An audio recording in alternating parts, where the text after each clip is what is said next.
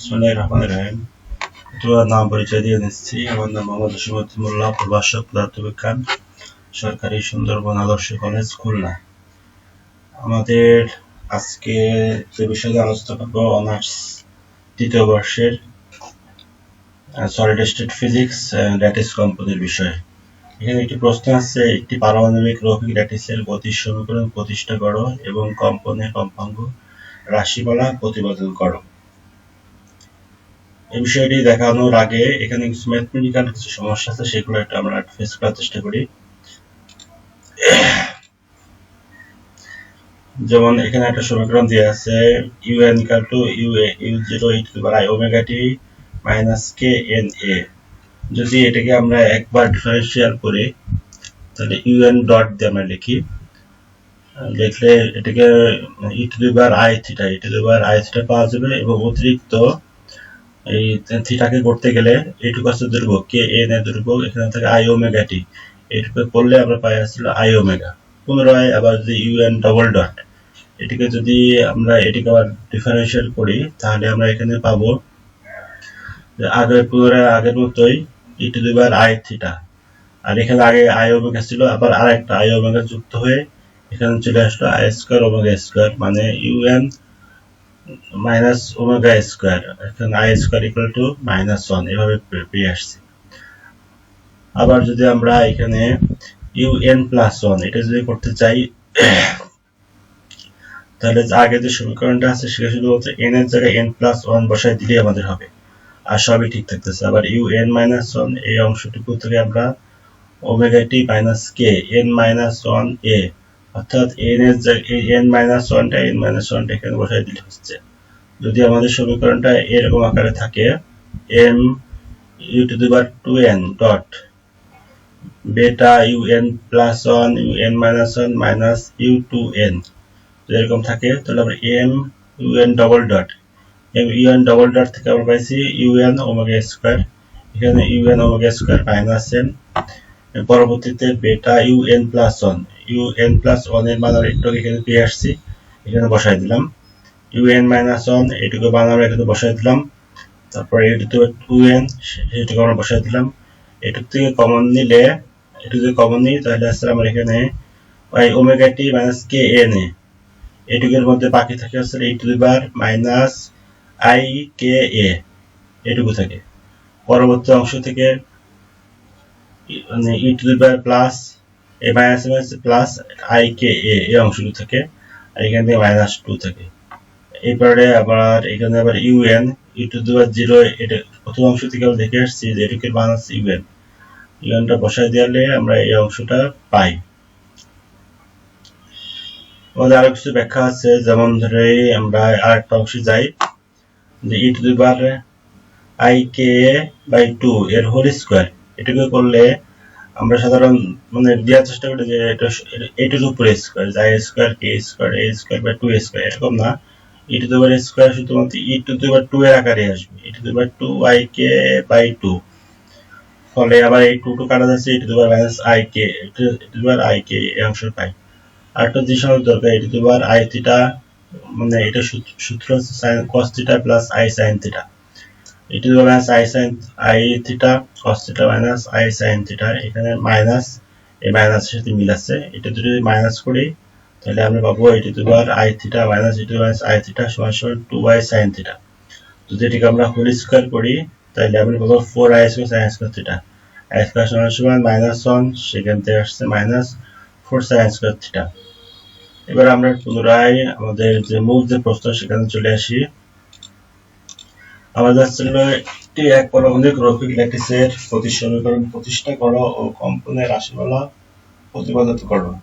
প্রথমে আমরা একটি রাশিমালা প্রতিপাদনের জন্য যেখানে একটি স্প্রিং মতো রয়েছে, স্প্রিংটা কম্পিত হচ্ছে এবং ল্যাটিস গুলোর এখানে ল্যাটিস যে পয়েন্ট প্রত্যেকটা ভর আমরা সমান ধরে দিলাম এবং এদের মধ্যে স্প্রিং দৈর্ঘ্য 1 ধরে দিলাম। অথবা বলতে পারি যে চিত্রে যে এদের যে পরমাণুর যে দূরত্ব তাকে আমরা ল্যাটিস ধ্রুবক ধরে নিই, ল্যাটিস ধ্রুবক ধরে নিচ্ছি a। তাহলে বদ্ধ চিত্রে a ল্যাটিস ধ্রুবক বিশিষ্ট এই পরমাণু ভর ধরে দিলাম m, m ভরের একই পরমাণুর কি প্রকারের পরমাণুর একটি রৈখিক সজ্জা দেখানো হলো n তম পরমাণুটির সাম্যাবস্থা হতে সরণকে un দ্বারা প্রকাশ করা হলো। তাহলে এইখানে প্রথম অংশ যেটা রয়েছে এই অংশের নাম দিলাম হচ্ছে n, পরবর্তী ল্যাটিসের নাম দিলাম হচ্ছে n+1, এরপর হচ্ছে n+2, n+3 এভাবে বৃদ্ধি পেয়ে থাকবে। বাম পাশে গেলে n-1, n-2, n-3 এইভাবে বৃদ্ধি পেতে থাকবে। ল্যাটিস কম্পনের ফলে ল্যাটিসের অবস্থানে পরিবর্তন ঘটে যে n তম পরমাণুর সরণের সৃষ্টি হলো un, n+1 এর হবে un+1। আবার এখানে যদি n+2 হলে এখানে সরণ হবে আসলে un+2, অর্থাৎ ল্যাটিস অবস্থাগুলো সরে আসছে। একইভাবে এই পাশ থেকে un-1 এখানে হবে un-2 এইভাবে বাড়তে থাকবে আর কি। আমরা এখন বোঝার সুবিধার্থে দুইটা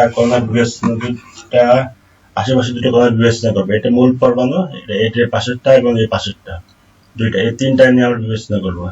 বরাবর আমরা দেখতে পারতেছি যে এখানে এখানে n+1 বড়টা থেকে ছোটটা বিয়োগ হবে। আবার এই দুটার মধ্যে তুলনা করতে গেলে এটা বড়, এটা আছে ছোট, আবার বড়টা থেকে ছোট বিয়োগ হবে। আমরা জানি যে নিকটতম পরমাণুর ক্রিয়ার ফলে n তম পরমাণুর উপর ক্রিয়াশীল বল সমান লিখতে পারে F = আমরা জানি যে ma। তাই এখানে আমরা না লিখে un ডবল ডট মানে আছে ত্বরণ প্রকাশ করে ma দ্বারা প্রকাশ করছি। আমরা যে কথাটা বললাম যে এখান থেকে বেটার সাথে un+1 থেকে বাদ যাবে আছে un, আবার বিয়োগ করব un থেকে বাদ দিয়ে বিয়োগ করব আছে un-1, অর্থাৎ un+1 থেকে -un দিলাম, আবার বড়টা থেকে un থেকে un-1 এটা বিয়োগ করে দিলাম। বিয়োগ করলে আমরা যে রেজাল্টটা পাবো এখানে নিয়ে আসলাম un+1 এই অংশ নিয়ে আসলাম, un-1 এখানে নিয়ে আসলাম, আর un দুইটা হওয়ার কারণে u2n লিখে নিয়ে আসলাম। মনে করে নিলাম যে এই সমীকরণের একটা সমাধান un = u0 e⁻t kNa। এবার এই অংশটাকে যদি আমরা বিশ্লেষণ করি, যে আমরা পাশে আমরা আগে দেখাই নিয়ে আসছি, যদি আমি আবার দেখাতে চাই, এই অংশটাতে এই অংশের মানগুলো আমরা ওখানে বসাই দেবো, বসাই দিয়ে এই অংশটা আমরা ফিরে পাবো। তাহলে আমরা এদিকে আবার যদি যাই, তাহলে এটাকে বসাই দিলে আমরা সেই সমীকরণটা অলরেডি পেয়ে যাব। পেয়ে গেলে এবার হচ্ছে e⁻ik এই সমীকরণটা যেহেতু আসছে, আমরা এরকম সাজালাম যে a স্কয়ার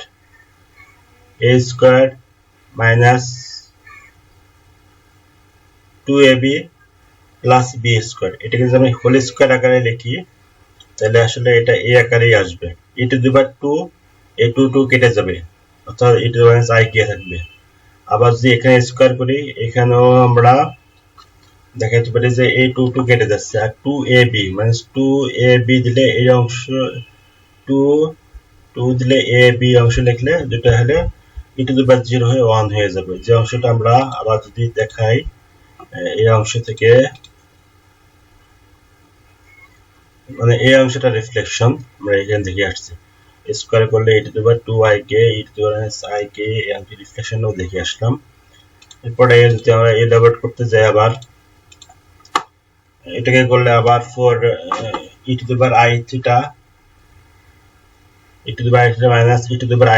এটুকু সূত্র হচ্ছিল 4 sin² θ। এটা আমরা যদি আবার দেখতে চাই,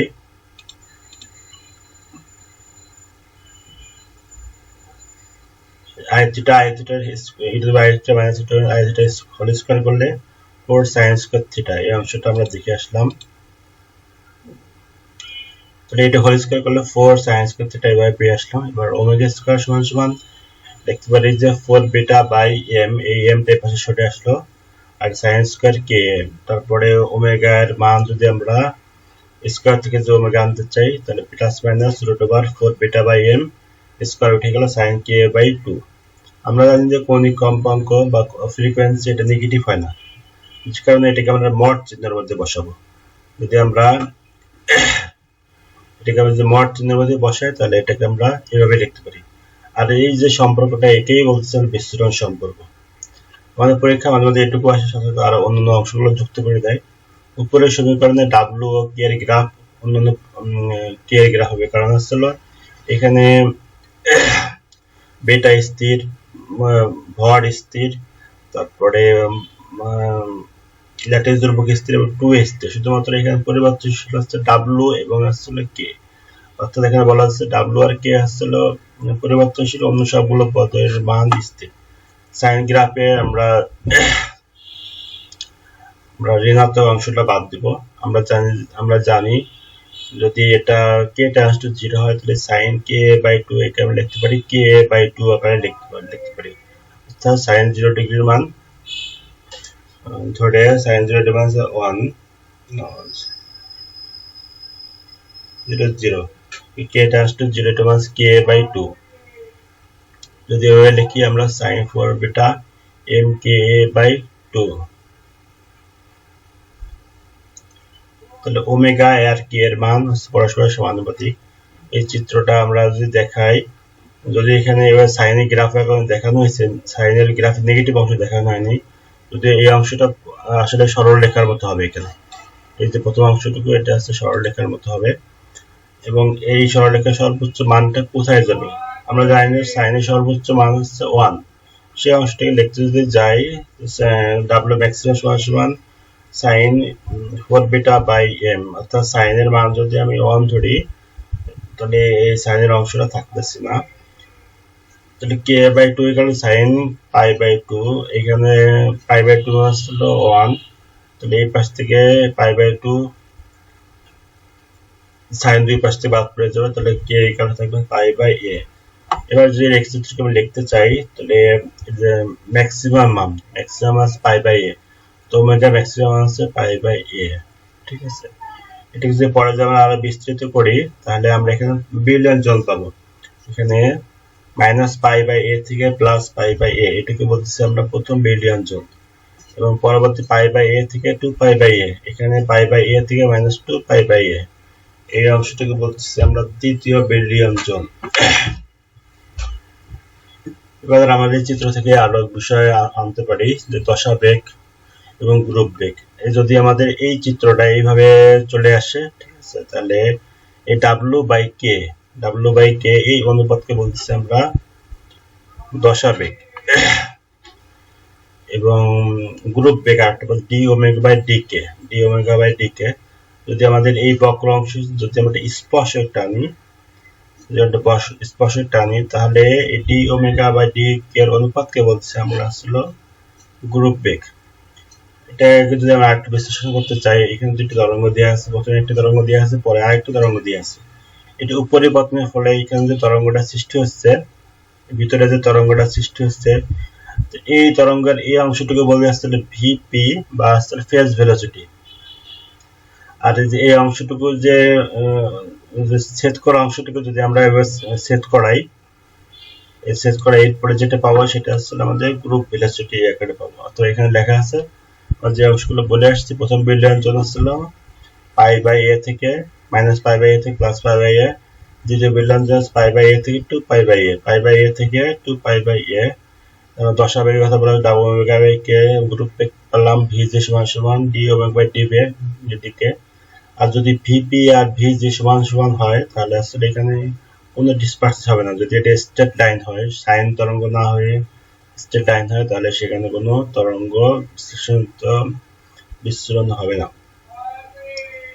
এই একমানচিত্রে বক্ররেখার তরঙ্গের অক্ষ থেকে বিন্দুটি সরলরৈখিক দূরত্ব, গ্রুপ বেগ হবে ওই বক্ররেখার স্পর্শক ও তাদের অনুপাত। দশা বেগ হবে আসলে উপরে দুটি চিত্রের উপরে তৈরি চিত্রটি, অর্থাৎ এখানে এই দুটো পরিবর্তনের যে চিত্রটি সেটা ছিল গ্রুপ বেগ, আর দশা বেগ। আর গ্রুপ বেগটা হবে আসলে সেগুলো সেট করে দিই, এখানে অংশগুলো সেট করে দিই তাহলে এই অংশটুকু হবে আসলে আমাদের গ্রুপ বেগ। এরপরে আর কিছু পদের ব্যাখ্যা দিতে চাই, যে এখানে বড় হাতের এম সেটা আসলে মানে mass of identical atom, k আসলে গ্রুপ নাম্বার, বেটা হচ্ছে বল ধ্রুবক, ঠিক আছে, এইভাবে আমরা বলে আসতে পারি। তাহলে আজকের এই ক্লাস এই পর্যন্ত শেষ করি। থ্যাংক ইউ, আবার দেখা হবে। আল্লাহ হাফেজ।